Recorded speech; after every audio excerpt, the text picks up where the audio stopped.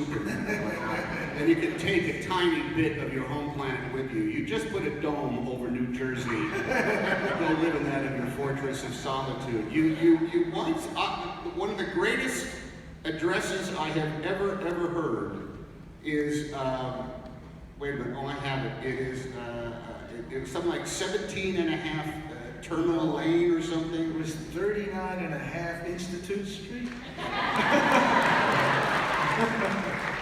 We got to start putting blue plates up on such addresses to say Bruce Springsteen lived here at 39 and a half Institute Street.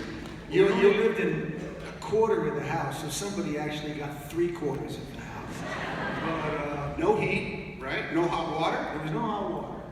No, kerosene heater. That was the first house. There was kerosene stove, no hot water, and one stove in the living room. That was it. Your mom, while she's living in this place, has an incredible love of radio. All that goes down there. There is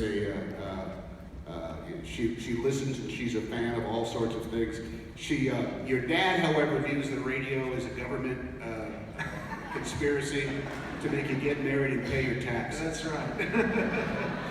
But my grandfather was an electrician, so I mentioned in the book, we go out on trash night. We go through every trash can in Freehold, New Jersey, and we pick out anything electric. And is that for trash or for Freehold, New Jersey? So we pick out anything electric, we take it back, he had a little shed off the side of the house, and he'd just go in there and he'd work on all these old radios. And so for all through my, when I was 5, 6, 7, 8, 9, all I remember was these things crackling to life and hearing music come out of them and preaching come out of them and the radio shows come out of them. And you forget, at that moment, television was just really beginning to take hold. So the centerpiece of the living room was your huge, your big radio cabinet that everybody still sat around. And the television screen was this time about the size of this table, this tiny little blurry thing that you watched the Friday night fights on and Your Hit Parade and Amos and Andy. You stayed up, and even as a kid, you stayed up till 3 o'clock in the morning. Yes, I did. This is, what happened was, it was no coincidence that I later on picked a job where I stayed up till 3 in the morning.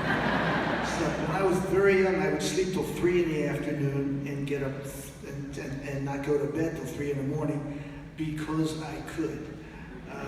And no one in the neighborhood called child services. Nobody knew what it was at the time. But is that DNA, that circadian rhythm is still in That was it. It was just, I got in school. I hated school because you had to get up at 8 a.m. I hated every minute of it until I got out, and then I went and found a night job. In other words, you learned more from a 3-minute record